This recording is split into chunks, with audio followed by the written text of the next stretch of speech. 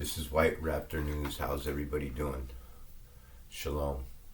All praise and glory to the mighty Most High, who is one God, one Creator, one Spirit, Spirit of truth. None beside him to the left, none to the right, and definitely none that are sitting on the right hand of authority of the one Creator. I've been in a funk lately. I found out that my mother's in the hospital. I found out on the 8th. And when I found out, I said, well, I'd like to fly out there and come and see you. And her response to that was, not right now.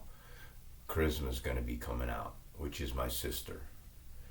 Now, my sister's a movie star. Her name's Charisma Carpenter. She's a witch. She played on Buffy the Vampire Slayer for, 3 or 4 seasons. And then she played on another television series called Angel. In fact, probably about 30 years ago or so, I did an interview on Howard Stern. I called in. He sent a camera crew out to my house. And because I was trying to amend something. All my life I've been trying to make this amend for my sister, and she's just, stiff hand. This is my sister, talk to the hand. And when she became a star, it even became worse. Well, what's this got to do with your mother being in the hospital? Well, I told you. I wanted to go out and see my mother, and my mother dismissed me because my sister was coming out, and that's what she told me. Now, I didn't know anything about my mom. When my mother told me that on the phone, that she didn't want me coming out, Charisma was coming out, naturally it struck the nerve. I'm thinking to myself, my mother's, I don't know anything of what's really going on. I don't know why she's in the hospital or anything. And then she tells me that she's been there a week.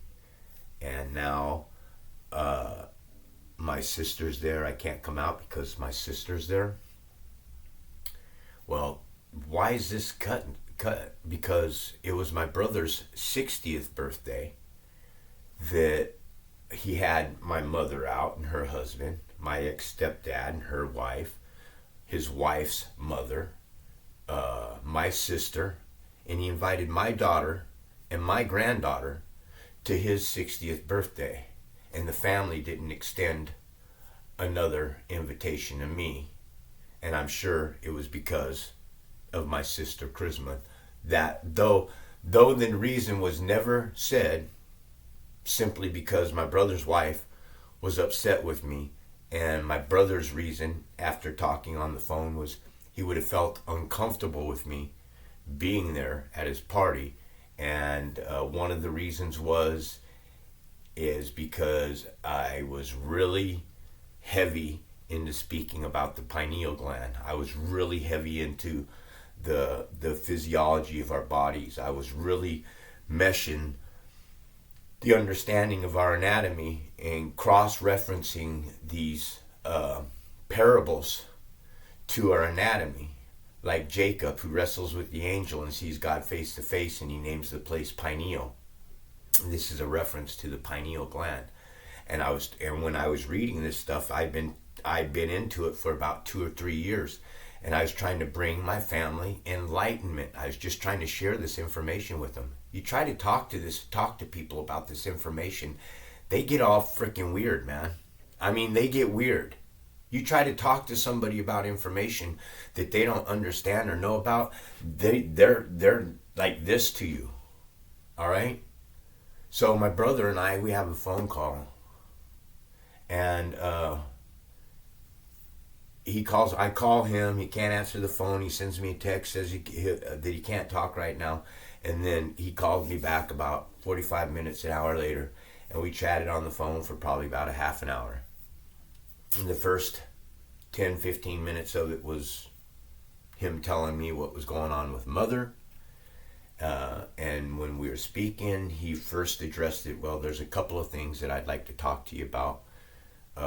One is not so good, and and the other is about mom. And I said, oh well, hit me. Well, I chuckled about it. I'm chuckling about this, like, okay, mom's on her deathbed, and I'm already inside of my head. I've already figured out what he's going to tell me before he even tells me, and he knows it because I told him. He's like, yeah, that's pretty much it. So he tells me that my mother's got bone cancer and she's very frail, and that they want to put these posts and do surgery on her legs. She's 83 years old, and the doctors are really pushing this operation on her, like, right now. And while she's been in the hospital, she'd taken the jabba dabba do, and this is what I got my channel shut down last time, is because I said my mother had taken that fucking Devoc 91 poison, and that's why she's in the hospital, and that's why they shut my channel down, because I said they poisoned my mother. That's why they shut this channel, my White Raptor News channel, down. So I might get a strike on this one, but it's only a warning. Maybe a few of you will get to watch it and see it. I don't care if I get strikes or I get channels shut down anymore. I'm going to keep pumping the fucking truth right down people's throats, because I have it on me. I have the truth on me. So the story here is now my brother tells me what's wrong with my mother. She's got this bone decay going on. She's cancerous. She's been in the hospital for 3 weeks. But he does think that a recovery will come. Oh, wonderful. Does think a recovery will come. Now, if my mom's to die, should I feel badly if my mother passes away and I don't go and see her? No. I wouldn't feel badly at all, man. You see, because on my brother's 60th birthday, like I said, he had his birthday and invited the whole family, and I was dismissed once again because of my sister, but as it was the pineal gland. This was the reasons why, because I was searching, folks. I was searching things. So now my brother, after he tells me what's wrong with my mother, he tells me the bad part of it. He says, okay, well, what I'm about to tell you now, might make you a little upset and blah, blah, blah, blah, blah. And I'm like, okay, let's hear it. I'm chuckling already inside. What is it? What do you have to throw at me this time? I mean, you dissed me on your 60th birthday. Mom just dissed me because of charisma. You dissed me because of charisma. And I think personally myself, that you used me talking about the pineal gland, my brother using me talking about this stuff as an excuse not to invite me. And again, I wasn't invited because of my sister. Not because I was talking to people about the pineal gland, not because I was talking to people about the moon landings, not because I was talking to people about my understanding or my overstanding of the Bible today, but simply because of my sister and the pineal gland. Wasn't that, it was my sister. So he tells me now that the bad news is your mom doesn't want to see you. So my mother told me on the phone she didn't want me coming out because my sister was coming out. So now my mother told my brother that she didn't want me coming out because she was afraid of me. I had to pull that out of my brother. When my brother said that she was afraid, I'm like, afraid of what? Afraid of the information that I've been sharing? Afraid of what I talk about? Or afraid of me? Yeah, that's it. Afraid of you. Oh, so mom's afraid of me because I'm talking to her about the Creator. Mom's afraid of me because I'm talking to her about understanding and trying to share with her parables that contradict what Jesus Christ is saying. 5:31, if I testify about myself, my testimony is not valid. And then Jesus says, if I testify about myself, my testimony is valid. For I know where I came from and where I'm going, but you don't know where I came from or where I'm going. Why is Jesus telling you you don't know where he came from or where he's going?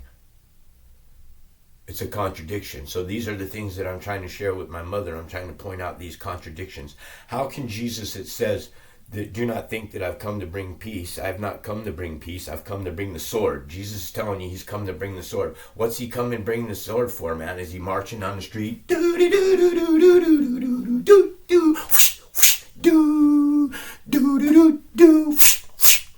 that's what, I mean, if Jesus is coming with the sword, that's what I would imagine Jesus is coming with the sword for. But that makes no sense, because he in another parable it says that he's the Prince of Peace. 9:6 of Isaiah says, "Unto us a child is born, unto us a son is given, and the governments will rest upon his shoulders, and he will be called Mighty God, Everlasting Father, Prince of Peace." I missed one of them, but that's damn close. So Jesus is being called the Prince of Peace. How can Jesus Christ be the Prince of Peace if he's coming with the sword? What's he coming with the sword for if he's the Prince of Peace? People who come with the sword that I understand ain't coming with the sword and peace. They're coming with the sword to lash out. Why is Jesus coming back with the sword, folks? Which is it? Jesus Christ says that he judges no one, and then turns around and says that his judgment is just. Which is it, people? It's said that Jesus is the image of the invisible Father, firstborn over all creation. Invisible means unseen, obscured, hidden. If you can't see something, then how can you have Jesus Christ's face as God unless you are dead? Because God says that no one can see his face and live. See, I don't see Jesus Christ's face as God. You got to understand, this reality that we live in, what is it? It's a hijacked reality, right? Satan hijacked this reality from a chosen people. He stole the birthright from God. Now everybody says, why would God allow this to happen and everything? Listen, God has complete control in everything he does. There's no chaos in anything that the Spirit of God does. It's complete, it's whole, it's wholeness and wholesome. Everything is perfect to the glory of the Creator. So I'm trying to share these parables and these understandings, like Jesus is, there's one God and there's one mediator between God and man, the man Christ Jesus. Okay, but that can't be, because it says also in Galatians of the Amplified Version that Moses was a mediator, and that there was a seed to come, which is Jesus. So Moses was a mediator, and Jesus was a mediator, and there were a lot more mediators, and none of them were really mediators, folks. They were prophets bringing a message. Serve God and serve him alone.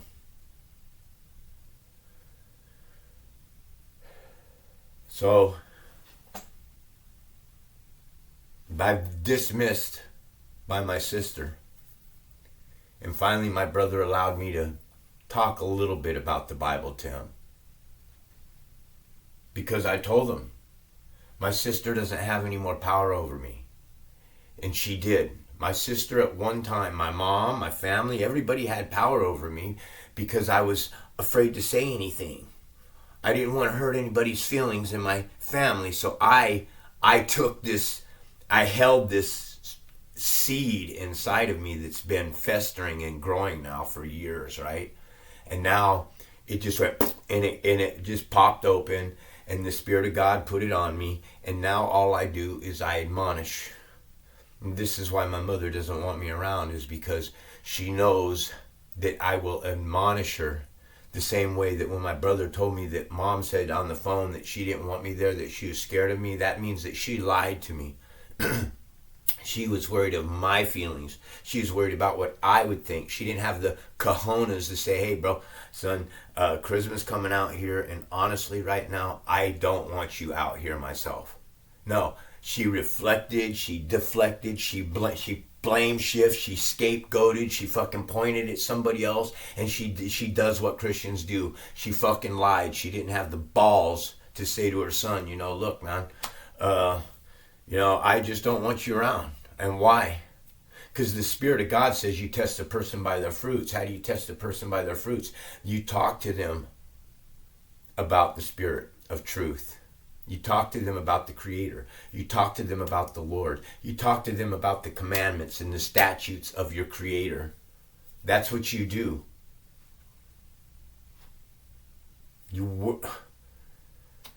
And then when you do this, they flee. And I see that now today.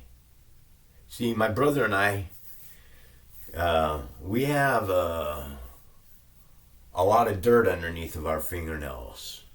A lot of dirt together. my brother and I, right?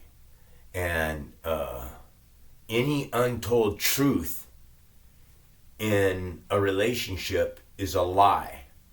So there's things that, my brother needs to repent about. And I'm telling him that he needs to repent about these things. That all of the family has to repent about these things. Let me share something with you.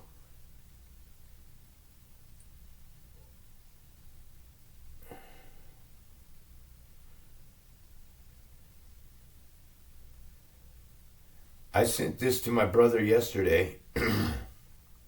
This parable, Revelations 21. And believe me, folks, here's the beauty about where I'm at. I don't say anything about anybody in my family unless I know it's a fact and it's true. And the truth cuts.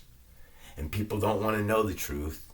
And this is why I am right now the black sheep of the family. So after my brother's discussion and stuff that we had on the phone, I sent him a text message, Revelations 21:8, because he did through the course of the conversation, tell me that, I guess I'm just what you'd call an agnostic. Well, an agnostic is an unbeliever, somebody that doesn't believe in God. I don't know how somebody can say that. It's just like, wow. So my brother told me he's an unbeliever, and I respond the same way that Rap the News responds. I do everything with scriptures now. This is why my family doesn't want me around, because I'm pumping the scriptures in their face. I've literally written over 50 hours, and I'm not lying, 50 hours of content on the computer in letters to both my mother and brother. Letters that take me 2 hours to write, pull out the parables, copy them, paste them, put the information together for them. I have taken a lot of time. I've taken a lot of time of my life to present my information to them. And listen, folks, when you turn against what I teach at this channel, you are made for the fire. You are gonna burn in hell. So this is what I sent my brother.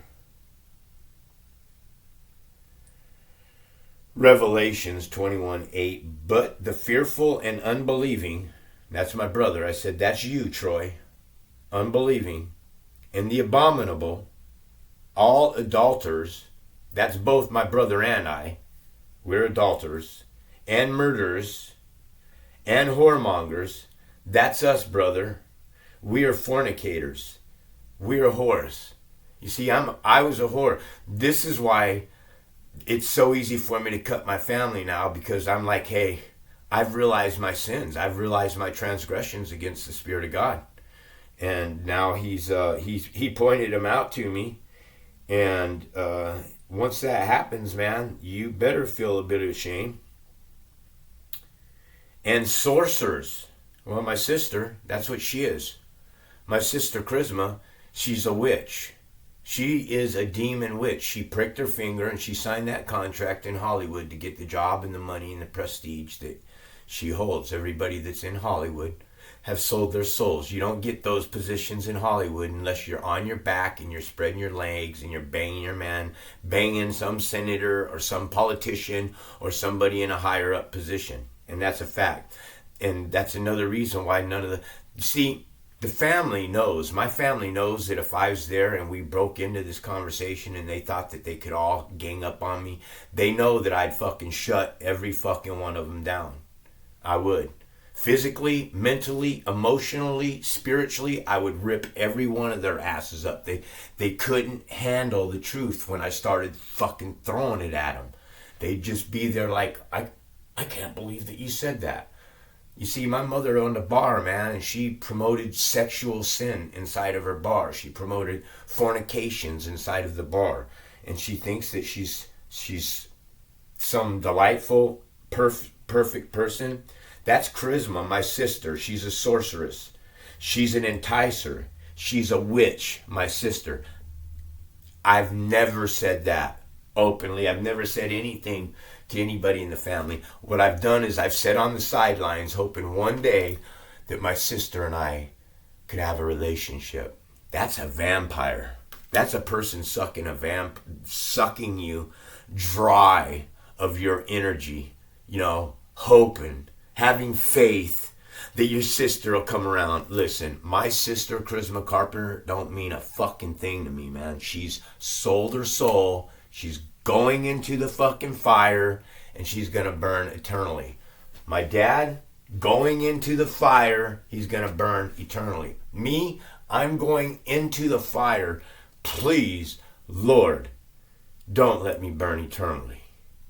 See, I don't mind being burned and corrected in proper balance for my sins against the Creator today, man. He showed me the truth. I want to be punished here today, right in here, now, on this plane of existence, in the flesh, so I don't have to do the fire. I don't want the fire. 5:20 of James says that a man who turns a sinner from his error saves that man's soul from death. If I turn you from your error, which is serving other gods, worshiping other gods, or placing gods beside the Creator, I save your soul from death. I didn't say that. I didn't write that. James wrote that. I don't believe in a lot of the New Testament writings and what's said. This is why this channel does what it does. I break down the scriptures and I show you and I explain to you the difference between that man that was created on the sixth day of creation that has everything to do with Revelations 6:6. I believe in my mind, I don't know, but I pretty sure that the Bible itself starts with Revelations and then Genesis is because you have to have the war in heaven. Everything was created before it was born, before this reality construct was created. So how did it all come about? What happened? What's the theology behind this thought? Well, my theology is something that's very unsavory for the Christians to hear. My theology exposes that man that was created on the sixth day as Jesus Christ, created in an image. Jesus is the image of the invisible Father, verse 1:15 of Colossians. Jesus, the Son Jesus Christ is the image. The Son Jesus Christ is the image. He is the one that is created in an image on the sixth day of creation. And the one that was created in an image on the sixth day of creation is what they're talking about in Revelations 13:18, which says, here's a call for wisdom. Let the one with insight calculate the number of the beast, for it's the number of a man, and his number is 666. And Jesus Christ's number in Christianity, in Greek, is 888. And 8 plus 8 plus 8 is 24. And 2 plus 4 is 6. Now, all of this, you could say is just coincidence, but when you start adding the religious aspect of mankind, you add the sum of the word mankind, it comes to 66. Mankind was created on the sixth day. That is your 666. We are the beast of the field that were created, each according to our kind, in Genesis 1:25. The Spirit, the self-existing eternal Creator, created the United Nations. He created this plane. He created evil. He created host bodies, and then he created souls, and he put souls inside of host bodies that didn't have his spirit on them. Okay, so the soul with no spirit of God on them commits acts such as the acts that I've just spoke about. So my sister's she's a witch, and I could never say that before. I always held my tongue. So this is what freedom is.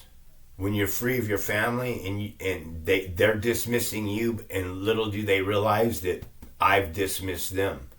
You see, they're not on the same playing field that I am. They're not at my level anymore. I don't care if my sister's got multi-millions. I don't care how much money she has. I don't care if she drives a Mercedes-Benz SUV. I don't care if she lives in a big Hollywood home. I don't care if my mom has her home and her BMW, and my brother has his $150,000 jobs. I don't serve the world. I don't have anything to do with it. I serve the Spirit of truth. I worship God. That's my job today. This is my duty today. I serve the Creator, begging and pleading and hoping that I can get out of this place, man, that He'll save me. And I want him to save my family, but man, you guys ain't getting it, man. You ain't getting out. Jesus Christ is the nail in the coffin. You don't come out of the fire, all right? Jesus Christ is the one that holds the key to death and Hades, folks. The key to death and Hades is that fucking cross that you hang around your neck. So Charisma, my sister's is a witch and idolaters, okay? That's my mom, my Aunt Sylvia, and everyone else that believes Jesus is God or worships Jesus as God. Because clearly, Jesus says to you himself that he is a man. Now you're trying to kill me, a man who's only told you the truth. He didn't say, now you're trying to kill me, a God. Why does Jesus have to hide? Why is it when a woman who's bleeding touches his cloak, Jesus loses his power? Why is it that he doesn't know who touched him in the first place if he's God, manifest in the flesh? When Jesus went out into the desert to pray, did he go out in the desert to pray to himself? It makes no sense, people. What you're saying doesn't make any sense. And why is it that Satan and Jesus are always together? Oh, he's tempting Jesus. Yeah, he's tempting Jesus in the desert for 40 years. That's a lie. He's in the desert with Jesus because Jesus and Satan are one and the same, man. They're all parables. They're metaphors. 14:12 says of Isaiah, O Lucifer, how you've fallen. O Daystar, how you've been cut down to the ground. O destroyer of nations. And then you have 22:16 of Revelations that says, I, Jesus, have sent my angels to the church to testify that I am the root and offspring of David, the bright morning star. So you have Lucifer, who's referred to as the O Day Star, and then you have Jesus, who's referred to as the morning star. Both of them are the bearer of light. They're talking about the sun. They're talking about what brings light. It's a metaphor for who brought light into this world. You see, Satan is the one that brought light to the children of Israel through deception.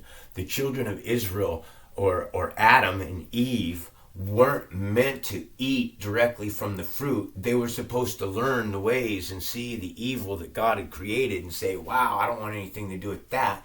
And that's not the case. What happened? Because the devil invoked the Creator when he threw him down. You see, this is what it means when it says that he that ascended descended first. The Spirit of God threw the devil down to the center part of the earth, and then the devil, while in prison, invoked the Spirit of God and says to him, look, we're not that bad. You created us this way. We're not that bad. Give us a time and I'll show you that these new beings, these new creatures, whatever it is you created here, are just like us. We'll show it. And then the Spirit of God said, okay, I'll take your bet. You're going to regret. And that's the way it is, man. Satan made a lick with the Spirit of God, saying that he could turn God's chosen children against him who have his Spirit on him. You see, in the creation story, that man that was created on the sixth day of creation was created in an image, and an image is to shade a phantom, and a phantom is a ghost, and a ghost is the spirit of the dead, and Jesus Christ died on the cross, and he gave up the ghost, and Jesus is the image of the invisible Father, and Jesus is the firstborn over all creation, and the firstborn over all creation was that man that was created on the sixth day of creation, which is not the same as Adam and Eve, who are created in Genesis chapter 2 verse 7. Genesis chapter 2 verse 7 tells us, then the Lord formed. You see, what? Not created.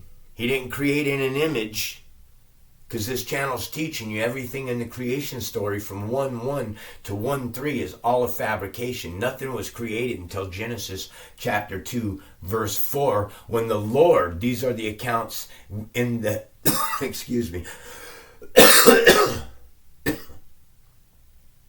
these are the accounts of the heaven and earth in the day that the Lord created the heaven and earth. Well, hold on. I thought God just created the heaven and earth? Well, it was all created in an illusion. This is what it means when the Spirit of God says that this is a temporal plane of existence. You see, at death, what happens with the body is it goes kaputs, and then your spirit kind of ascends out of the body. And then you probably, in the haze of not the rapture, you're wondering what's going on. And then all of a sudden you're going to feel your spirit lifting up, right? And you're going to start ascending to heaven, and you're going to think, I'm coming home. That's what you're going to think, man. I'm coming home to you. God's bringing me home, right? And you're just going to be flying up to the top, man. Just moving at this incredible speed. And then all of a sudden you're going to go, bink! And you're going to hit the firmament. You know, that thing that the Spirit of God put in the middle of the water, you know, to divide the waters from above from the waters below. You're going to hit that, bink! And then if you have sin and iniquity on your back and you haven't repented to the Spirit of God, one God, if this is it, man. Okay, if you haven't repented to the Spirit of God, your body's going to go right back down to the earth. And now what have you become? You've become a ghost, just like Jesus Christ. Just like the movie Ghosts with Demi Moore and Patrick Swayze, man. They're telling you, we are among ghosts, man. Hollywood is telling you the truth. Hollywood is taking pieces out of the Bible that they're hiding from you, and they're creating Hollywood movies and selling it to you as science fiction, and it's the real deal what you're watching, man. Some shit is getting ready to come on you. They're trying to pop a hole into the fabric of CERN and allow demons to come into this realm. And once that happens, then you'll be able to fucking start seeing demons eye to eye. And then at that point in time, this is when the Spirit of God, he's going to round up all of the tares and all of the wheats. He's going to separate everything.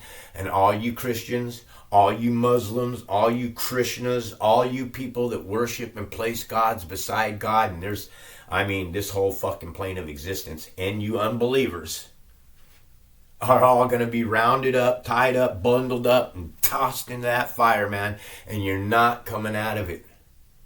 Straight up, you will burn in the eternal fire for eternity. And this is why my mother doesn't want me coming, because I don't care that she's on her fucking deathbed. I'm not going to hold my this is an emergency for me.